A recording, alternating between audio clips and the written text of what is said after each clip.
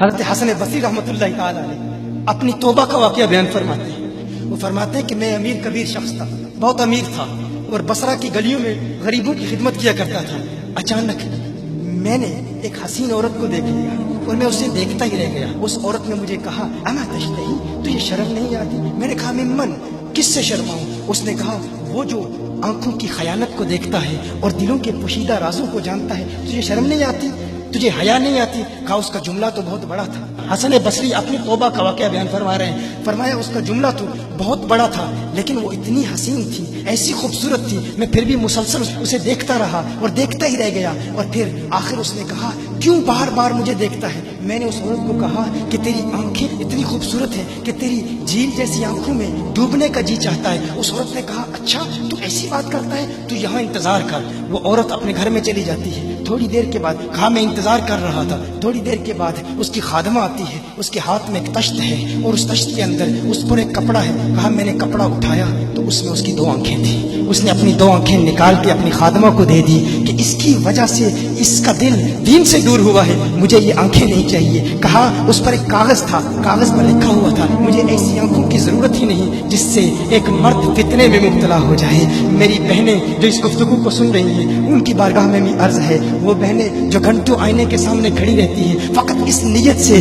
کہ اپنے بالوں کو یوں سنواریں کہ مردوں کو فتنوں میں مبتلا کریں، یا کسی دکان میں جا کر کپڑے خریدتے وقت ان کے ذہن میں فقط یہی خیال ہوتا ہے ایسے کپڑوں کا انتخاب کریں گی کہ جن سے مردوں کو فتنے میں مبتلا کریں گے۔ یہ بھی امت کی بیٹی ہے جس کی ایک ادا سے ایک شخص ولی کامل بن گیا، حسن بصری بن گیا۔ حسن بصری فرماتے ہیں جب اس کی آنکھیں دیکھی میں تحکم کھو بیٹھا، میں زار و قطار رو رہا تھا، روتے ہوئے میں گھر چلا گیا، پوری رات میں روتا رہا، پوری رات توبہ کرتا رہا، استغفار کرتا رہا۔ حسن بصری فرماتے ہیں فجر کی اذان سنی، اچانک خیال آیا اس عورت کا شکریہ تو ادا کروں کہ جس نے اپنی آنکھیں میرے لیے، میرے دین کے لیے، میرے ایمان کے لیے اور توبہ پر استقامت کی خاطر قربان کر دی۔ کہا میں اس کے گھر گیا، جو ہی اس کے گھر پہنچا تو ادھر اس کا جنازہ نکل رہا تھا، اس کی موت واقع ہو چکی تھی۔ کہا میں رات گھر آیا، میں رات سو گیا، میری آنکھ بند ہوئی، میں نے اس عورت کو خواب میں دیکھا، میں نے کہا کوئی نصیحت کر۔ اس عورت نے کہا کہ جب تنہائی میں ہو اللہ کا ذکر کرتے رہو، اور جب صبح کرو تو استغفار کرو،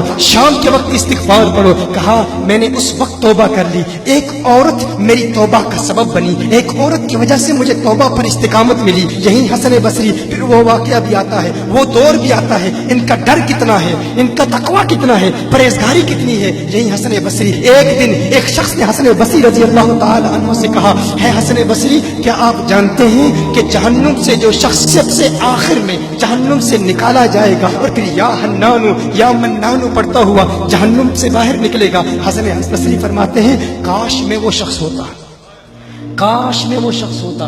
کہا گیا کہ جو جہنم سے سب سے آخر میں نکلے گا، 1000 سال جہنم میں رہے گا، یا حنانو یا منانو بڑھتا ہوا جہنم سے باہر نکلے گا۔ کہا کاش میں شخص ہوتا۔ انہوں نے کہا حضرت آپ کیا فرما رہے ہیں؟ کہ آپ جہنم میں جانا چاہتے ہیں؟ آپ تو بزرگ ہیں، اللہ کے ولی ہیں۔ کہا تم میری بات نہیں سمجھے، وہ جو جہنم سے نکالا جائے گا کم از کم نکلنے کی ضمانت تو ہے، اس سے یہ تو پتا چل رہا ہے کہ ایمان پر موت واقع ہوگی، مجھے اپنے ایمان کی ضمانت نہیں ہے۔ میں نے اس لیے کہا کہ اگر مجھے یہ ضمانت بھی مل جائے کہ میں وہ ہوں تو وہ بھی مجھے قبول ہے، کم از کم ایمان تو سلامت لے کے جاؤں۔ میں کہتا ہوں اللہ فرماتا ہے خوف نہیں ہے، ڈر نہیں ہے، پھر فرماتا ہے یہ ڈرتے بھی ہیں، یہ ڈرتے بھی ہیں، لیکن ان کے ڈر اور ہمارے ڈر میں فرق کیا ہے؟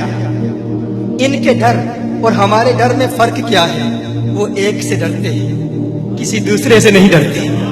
فرق کیا ہے؟ وہ ایک سے ڈرتے ہیں، ایک سے ڈرتے ہیں، کسی دوسرے سے نہیں ڈرتے۔ ہم اس ایک سے نہیں ڈرتے، اسی لیے ہر ایک سے ڈرتے ہیں۔ یہ فرق ہے، ہم اس ایک سے نہیں ڈرتے، اسی لیے ہر ایک سے ڈرتے ہیں۔